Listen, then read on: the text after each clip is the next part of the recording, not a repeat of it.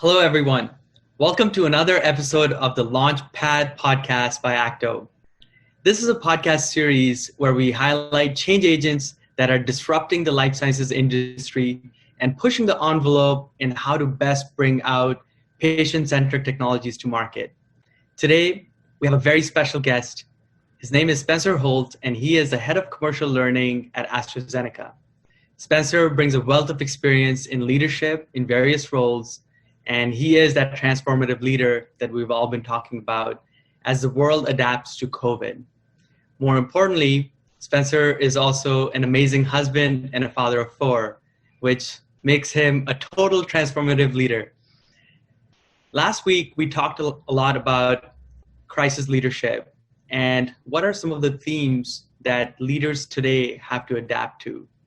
In this episode, we wanted to take it a step further and actually show you one such leader, someone that his team looks up to, and he has motivated and inspired his team to respond to the crisis in a significant way.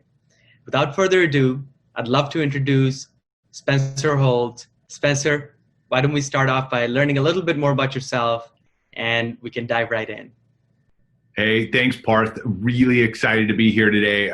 And the introduction was very kind. I'm not sure, that my children would always say that I'm an amazing father, but I do strive for that title. So excited to be here. Absolutely, Spencer. It's great to have you here as well. And Spencer, here's what I'd love to unpack today for our audience.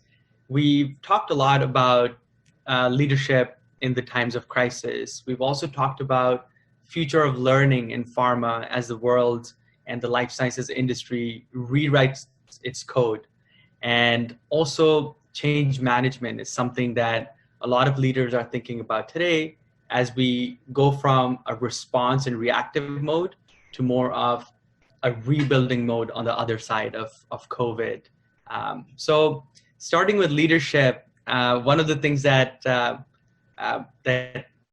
as I was doing some research for our podcast today, one of the themes that come from your leadership ethos is small things that make a big difference. It's something that personally I find very, very moving.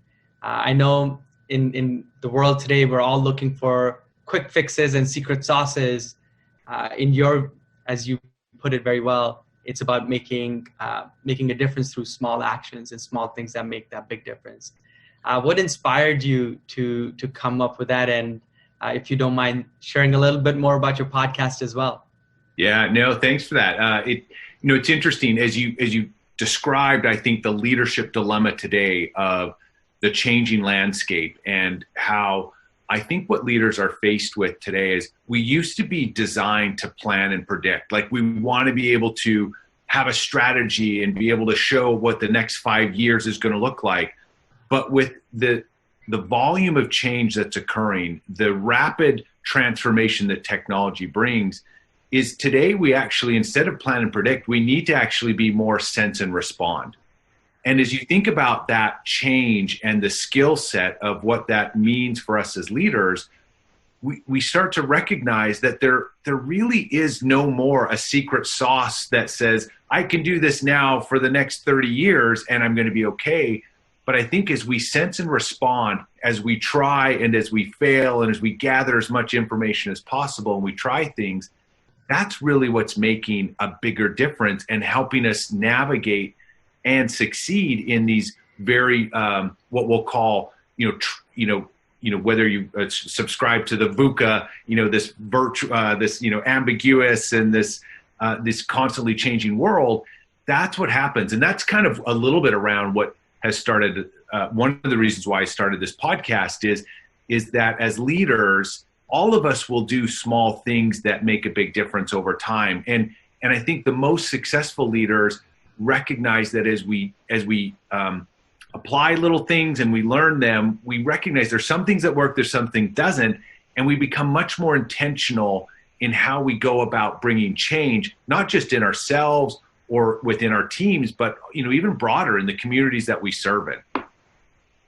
Absolutely, Spencer, and it's great that you bring that up. Last week, when we were talking about crisis leadership, one of the themes that also came up was the value in staying in motion, where as things are unfolding, going back to the VUCA and the uncertainty, just making sure your team is moving along. And I would love to hear, as the crisis was unfolding, as your role as head of commercial learning at a big global pharma company, how did all of that occur to you, and what were some of the small things that you did to keep your team in motion and towards that guiding light? Yeah, it's a great question. And, as we're involved in everything that does commercial learning, I remember it well, March 13th, right? The office shut down and school shut down in Pennsylvania and really throughout the country. And all of a sudden, what we used to do face-to-face now became 100% virtual. And so our teams, although we were always, we're called the Commercial Learning Innovation Center, we're always kind of, I think, striving to say, what can we do a little bit differently, right? How do we continue to explore and push boundaries? You are now put into this total response mode of whatever we did face-to-face, you're now doing virtual. And it was like, figure it out. And I think during those times of real pivot or change, one of the things that if you look at some of the research and literature is, one, context and clarity is really important. So how do you help people focus on it's changing, but how do we create clarity on what we need to deliver? Then, and also recognize that it's okay to make mistakes, right? This will not be perfect. It's not meant to be perfect, but we're going to go with a minimal viable product. And then we're going to, as we move forward, we will evolve it and we'll get better at it. But recognize that there's a sense of we're all going to learn in this together. And that way people, I think, as long as they're not afraid to fail, you allow them to actually try things maybe that they wouldn't, which allows you to get to solutions much quicker. I think the other thing that we try to do, or that I try to do in this time right now, is it's about clarity. It's about, creating an area where we want to solve and that it's okay to fail. I think the other thing is also then about communication and rewarding or motivating folks consistently, and rewarding behaviors and solutions that you want to see more of. And I think as a leader, we sometimes forget that because of the pace of change. We're like, oh my goodness, that was amazing. Now what's next? And we forget to take time to really pause and thank people, with real authenticity that lets them know that the risks they took or the extra time they put in was appreciated. And so I think, there's probably many other things, but those are some of the small things that we've really tried to, or that I've tried to focus on during this COVID-19. Thank you for sharing that, Spencer. And it really is a small thing that makes a big difference. Going back to another small thing that makes a big difference of the leadership mindset of agility and not being afraid to fail. It's when you said the word MVP, the tech geek in me just perked up. One of the things that I found personally, talking to so many leaders in pharma in particular, is just given the regulated world and the world where mistakes do have significant consequences, how do you create a culture that balances the need for precision and getting things right at the same time within that framework, having that agile mindset? And I think that's something that a lot of leaders in life sciences industry in particular struggle with. It's something that you've done really well with your teams. Would love to hear your thoughts on creating that culture of agility in this dense regulated world of life sciences. Yeah, and I think so. It's a great question, and I would argue we are regulated, but it's not like we're more regulated than some other industries. Like if you go into the financial world, guess what? They have regulation. So I think we have to, if we're in the healthcare or pharmaceutical industry, yes, we are regulated, but that doesn't mean we have these. Don't put up more barriers because of that. I think there's something about embracing the opportunities that are there, and I think one of the things that we really focus on as a team is we use the word ambidexterity a lot, right? It's the balance of execution and exploration, where if you can understand where I need to execute, to your point, where precision is mandatory and it's not okay to make mistakes, but you can clearly articulate that. Then on the other hand, as I'm using my hands here, like, and then on maybe, left or right side, doesn't matter which, but on the other hand, I then articulate where is it okay to make mistakes and where can I explore. That's the type of skills that we need both as leaders and as individual contributors. And I think that, and I'll go back to what I mentioned before, clarity in those two areas is so important.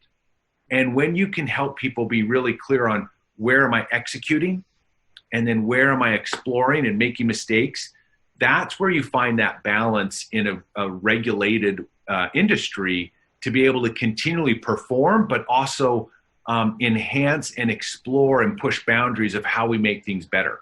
And, as soon as you start to do that and I love Liz Wiseman. She wrote the book Multipliers. When you can recognize you have amazing, super smart people on your team and you give them a platform to go out and be great, you take those innovative ideas and you put them, once they've kind of proven, you put them back into the exploit phase, and all of a sudden you start to do things better because of your exploration. And it's that constant balance. And, one of the things, sorry for the run-on sentence here, but one of the things that I'll do when we have people talk about their goals is I love to do, two different colors and it doesn't matter the colors, but typically it's in black ink will be the exploit. Like here's where I'm really executing. And then here's where in pink, we'll do like the explore goals.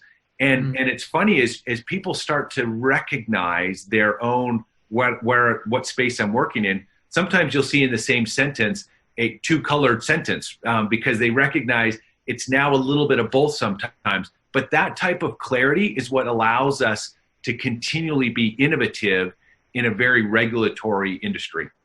Yes, Spencer, that is so powerful. And it's such a great insight for leaders just all across the board, whether they're from the industry or not, is just understanding the notion of agility doesn't mean we're lowering the bar. It's how we're getting to that bar is being, to your point, being more clear and exploratory and pushing the bounds in how we're getting there. And we may even push the bar even further because of that mindset. And I think it's just such an important notion and construct for leaders to absorb. Going back. Yeah. Sorry, one thing, and you do push it further because what happens is when people feel free to explore, they come up with stuff that you wouldn't have imagined.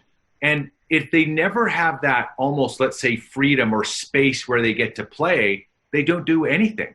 They stay in the exploit phase and they do a great job, but we almost fall short in untapping their genius inside of them. And so that's why I say creating space and clarity for them to go out and try and make mistakes is critical if you're really looking for, to have a team or to have people on your team that are pushing boundaries. Absolutely. And thank you for sharing that, Spencer, about clarity, which is one of the things that I've seen you do exceptionally well at AstraZeneca. For example, the notion of learning in the flow of work. It is such a complex concept if you think about it, but what you were able to do it is very clearly communicate that with so many folks. And I had an opportunity to have a front row seat in watching all of that unfold. Any advice to other leaders, especially in commercial learning roles that are trying to articulate that vision? What are some of the small things that they can do in getting the message out within their organizations? Yeah, it's interesting. I remember first reading about the concept of learning the flow of work by Josh Bersin, and I read this article around, how as adults today, we watch more video than we've ever done. We listen to more podcasts, and we do it while we're working, while we're driving, I remember a Saturday I was working with my son, and he wanted to do a project, and it was about hanging bistro lights in the backyard. And so, immediately what does he do is he pulls up this 5-minute YouTube video, and we watch this YouTube video together. And it hit me then, as a learning strategy, we need to provide digestible content that people can access anytime, anywhere, on any device, but more importantly, when they need it most. It's right before we go call a customer that I need to see an example of what really good looks like. Or I would love a quick review of the most critical, elements of either a product or a sales feature. In the moment is when I need it.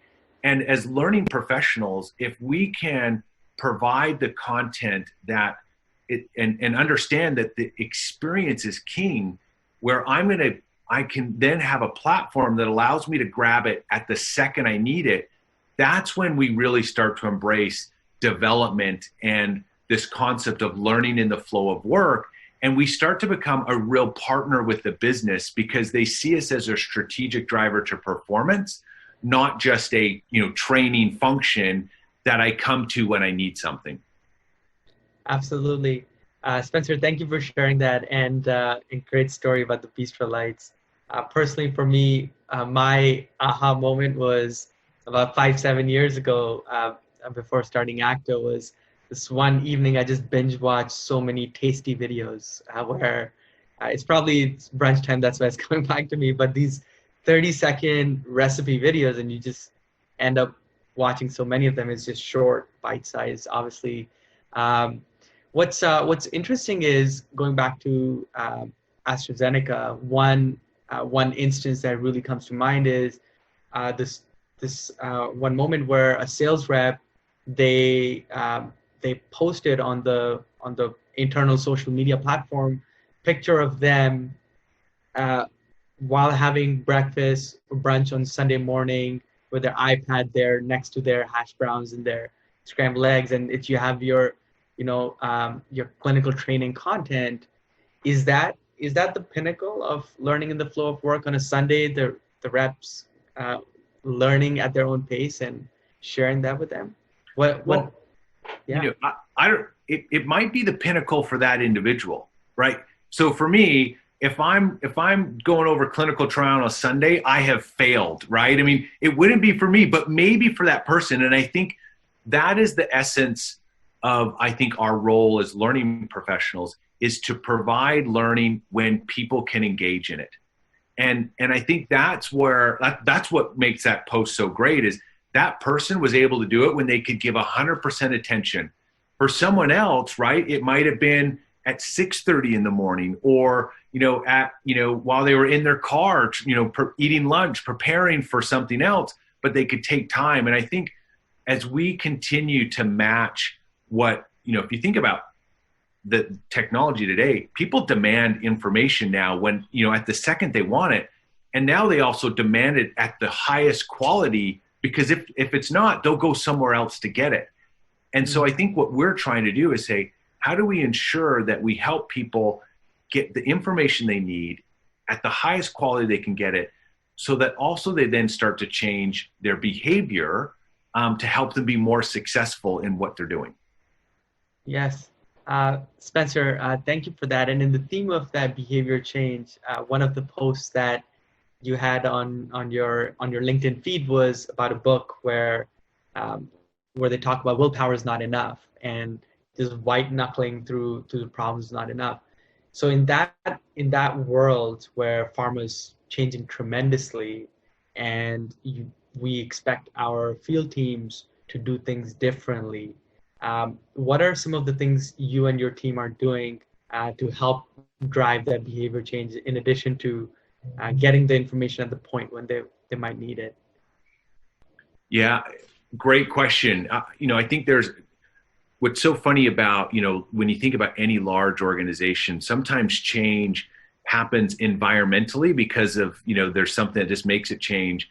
But it's almost like we're a big ship, and in order to change a big ship, it takes a while. And I think there's something about change that if you're going to lead through change, you need to like buckle up. Like you need to be ready for resistance, and you need to be ready that it's going to be hard, and that there's going to be some hard conversations, and that you might be really clear on a vision and other people might not see it yet, but you need to be resolute in how, in the journey that's going to take you there. I say that because a few things that we started to do in terms of change were simple little things like video, right? And just the power of video today in 30 seconds or 2-minute bites is transformational, right? It's authentic and it's gripping. And so if I look at our learning specialists and how we run our learning experiences today, there's far more video than there ever has been before. We've gone to micro learning where it's more bite-sized, and it's, we really think about the learning journey. We actually now look much more at data and insights and how we measure. It's no longer about measuring, did you complete the course or did you like it? Although those are important, it's actually about how do we measure what our best individuals are doing? What learning are they doing? What's making them great? How do we use learning as a strategic driver of performance? And so we're looking much more in depth at the data and the insights and how that relates to performance and how that then goes into the design of our learning experiences. Spencer, that's great. And that's the direction that so many leaders today want to move in, especially commercial learning leaders. Organizations they're setting up teams that are just all for commercial excellence. And this is the direction that there's a lot of motivation, so to speak. Nevertheless, when we talk about skill, the will, and the third one, the hill, which is the bureaucracy, like you said, it's a big ship and it takes time, and you need that resolve. For those leaders struggling with the hill, where they have the right team members, they're motivated, they've taken some of the advice in this podcast in those small things that will make that big difference. Any guidance to those leaders in communicating the story to their leadership to maybe help overcome? What kind of story should they be telling at their organizations? Yeah, it's a great question. And, to be fair, I think I'm still learning what good looks like in this space. But I think the first thing I would say is make sure you're climbing the right hill. And I say that because you've got to make sure that you understand what the organization is measuring. And oftentimes, if you are trying to measure or you're trying to accomplish something that's not in line with the organization's objectives, you're climbing the wrong hill. And I see that oftentimes where you've got this amazing vision of what you're trying to cause, but it actually doesn't line up to what the organization does. And so I think first and foremost, as you have a vision for learning and you're trying to bring about change, make sure that where you end up is exactly the same place that your organization's goals, objectives, and values are leading you to, so that you get to then talk about your value or your vision and the value proposition of learning, but more importantly, how it takes the organization to where they're trying to go. So I think that for me, that's the first one. And it seems obvious, but actually when you stop and pause and talk to people, and if you can't articulate that really clearly so anyone in the world can see that, then you got to ask yourself, am I climbing the right hill?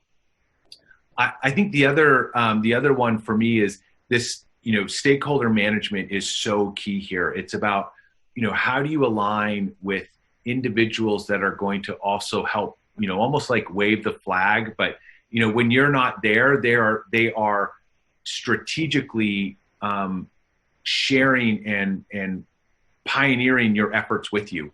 And because, if you're in a big organization, you can't do it alone, and your function can't do it alone. You have to have strategic allies that get what you're doing, but also see you as a strategic partner. So they invite you to the table. I always challenge my team, right? Or are you on the menu or are you at the table? And those are two very different positions. And if you're on the menu, sometimes you're there and sometimes you're not. And so that stakeholder management piece is so important. And, you could do a whole podcast just on that alone. And then my third one for you, I always go in rules of three is I think there's this, we talk about mindset and, willpower. It's recognizing that, this is not going to come easy, and you have to be okay with the good days where it seems to work, but then also the really rough days where you sometimes feel like, is this even worth it? And that's where I think a real passion and desire and belief that learning is a strategic driver to performance. And I'm going to, regardless of all the grind that it takes, I'm going to continue in this space because it's the right thing to do. Spencer, thank you so much for sharing that. It's interesting. Again, I go back to our podcast last week about crisis leadership. And one of the things exactly what we talked about was these are tough times. And at the end of the day, you'll have those days when you have that sinking feeling and there's so much uncertainty. So you sharing that as a validation, again, that we wanted to show our audience today, what does that leader look like in real life? And here it is, where the conversation and dialogue that you're having with yourself, where you're able to tie to the big picture and the vision, and being clear in knowing yourself that there is that beacon at the top of the hill that you're striving towards, so you can take your team along that. Going back to one thing that you talked about, the second point, the second small thing that can make a big difference, about tying your value prop to what the strategic stakeholders, what is important to them.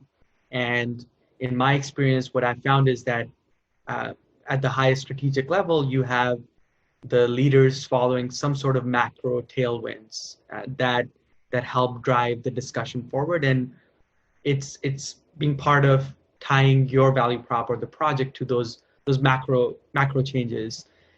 In your view, any macro changes or tailwinds that commercial leaders within pharma can look to, especially with all the things that are changing today, with COVID and the need for diversity and the likes.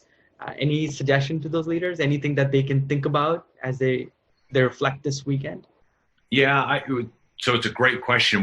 Obviously we've done, and we currently do a ton of reflection in this area. You talked about the changing landscape of selling, and what does that mean? We're in I think every organization, if you were face-to-face seller before, you are now, grappling with how do I upskill our sales force with virtual selling skills? And then what does it mean if I'm a little face-to-face and maybe a little virtual? Or, there's all these different areas that you start to think about. And then if you think, in particular in the United States, and you have this massive social outcry of, how do we end racism, and how do we start to have organizations and people do the right things in terms of how we treat one another? And are we, do we have an organization? Do we have a leadership team that looks like the population that we serve? And so all of a sudden it says, wait a minute, what is our role in this? What does learning have to do with, the evolution of an organization, the evolution of, and squarely, some people might say, well, that's an HR issue. And I would actually say, no, that's an everybody issue. And I think as you continue to think about what is my role in that, how can I play a bigger role, or partner with other parts of the organization to say, we'd like to be part of the solution. Let us be part of the dialogue. How do we help learning tie up to any of those strategic drivers? That's where I think you start to recognize, you start to be invited to more meetings than you will have before, because they start to see not just your passion, but your level of expertise, how learning can play a part in changing not just one part of the business, but some of the big strategic drivers. Absolutely, Spencer, and thank you for sharing that again. It goes what we're talking about, for example, in these diversity initiatives. I see such alignment in values in terms of what we're trying to accomplish in learning generally, which is, hey, it's not just lip service, or it's not just check the box. It's about institutionalizing behavior change. So overall, as an organization, we're better than what we were yesterday, and we will be better tomorrow. in that same spirit, one very interesting thing that I saw you do, again, I had the honor of having the front row seat here, was just the notion of shifting away from the word training to learning. Would love to hear your thoughts in the thrust behind that small thing that made a big difference in how people thought about what Yeah, you all do. that's a great question. So, it's an interesting one where you hear people talk about the word training. It's almost seen as an afterthought, right? Well, what's training going to be? What's training going to do about this? Or how do we make sure people are trained? And I've always viewed the word training as, it's something that you train people to do over and over and over again, right? It's that repetitive skill that you want them to do that thing the same way every time. And so I've been super passionate about saying, we don't train our people, we help our people learn and develop so that, and we treat them as adults. And I want to be known as a function that is seen where learning and development is a strategic driver to performance, and that we need to be at the table at the very beginning when you're starting to, at the genesis of when you're going to launch something. How do we use learning, not just in a product, but in the whole process of what we're trying to achieve? And so we changed all our names. We don't have training in any of our titles now. It's a learning specialist or a learning director, so that we help to people understand that when it comes to like development and it comes to people learning, not just about a particular area, that's where we're going to be experts in, and we will partner with you, right? It's not about any more a silo. It's like, hey, if we can help, we're going to do it regardless of where you are in the organization. And I think when you start to change the narrative of who you are and what you do, that then helps you then control, I think, a little bit more about the perception of others around what is the value proposition that you bring, not just to a product, but to the organization as a whole. Absolutely. And Spencer, it's so interesting, all the cascading sequence of events that can happen just with a shift in mindset. And to all the audience that are listening to this, training and learning is not just semantics. More importantly, it's rooted in that mindset. And Spencer, again, I know you've done a great job institutionalizing that across the organization. Going back to change management for another second, it's also what you've done really well is not just create that confluence within the organization in repositioning what commercial learning does, but even outside the organization. And I go back to a quick chat we had in Las Vegas where it was AstraZeneca's national meeting, and you all were part of, again, commercial learning was part of the strategic driver of a product launch. And what I found very interesting was the speed and scale and the intent with which you scaled out this learning transformation project, which was around technology. And what's more important than the technology itself in that conversation is how you took it from hundreds of learners to thousands, and then doubling that, and all of that happened in a 3 to 4 month time frame, which is, at light speed, given this is that aircraft carrier and you're moving it in this direction. How would love for you to share any small things that made a big difference in that massive change around a hard commercial strategic initiative. Yeah, it reminds me, I remember when I lived in England, I was a good friend of mine's named Sudhanshu Ashul. He's just this amazing author, and he's written a bunch of books. He's written just a book he co-authored with Michael Chavez called Rehumanizing Leadership. And we were at almost like this lunch, and he talked about relevancy. And he challenged each of us to think about what is your relevancy to the organization. And, and it kind of caused me to pause and to think. And the reason why I tell you this story is when I think about what we are trying to make sure that we do as a learning function is to ensure our relevancy to the organization. So in particular, when we're going to launch something, what is what technology can help us get there? And what we've done with, in particular with ACTO is we went from like 5 or 6 different platforms down to one, so that you could all of a sudden do more things on one, but you could do it at speed. And more importantly, you did it so that the tool that we used made us relevant to the organization in a time of need.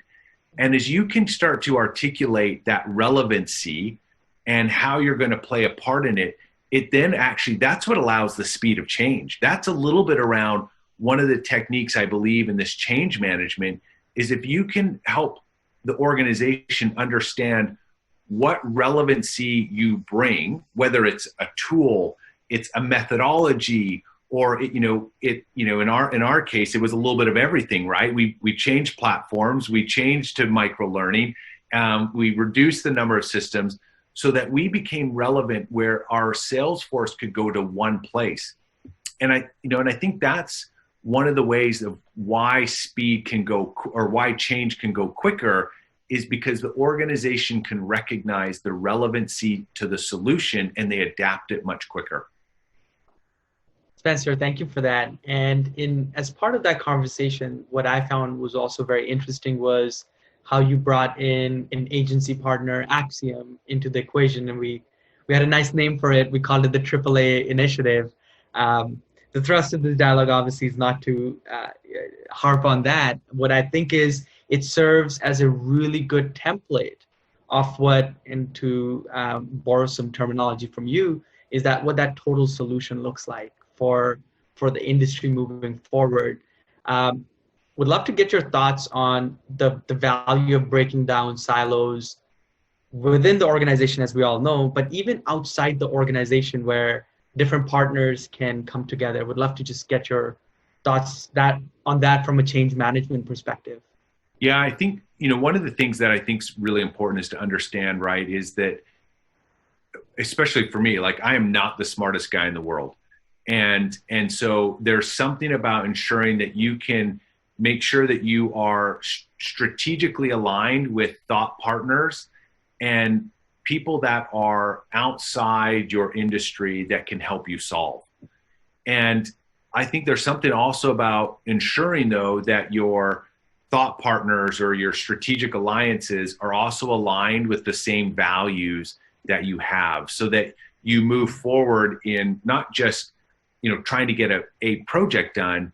You move forward in a vision that says, as we align with our values, we become thought partners, not just for a project, but for a vision. And then all of a sudden you start to work together to move it forward in a much more quicker pace. And, and look, there are many great, super smart individuals out there. And so it's like, well, how do you find the one that you can trust and the one that aligns? I think you have to invest time in that. And then once you have it, exploit it. And I think that's what we're currently doing between, Axiom and ACTO. It's a great opportunity for us to partner together in speeding up the transformation of learning and how we do that. And so it seems maybe like a really small thing, but it does make a big difference when the strategic partners that you have that are outside your organization are aligned both in value and vision. Spencer, going back to the notion of alignment of values, any questions you have that you ask your team to double click on, or areas or questions that you firsthand ask of partners as you're going through that process? Any favorite questions, go-to questions?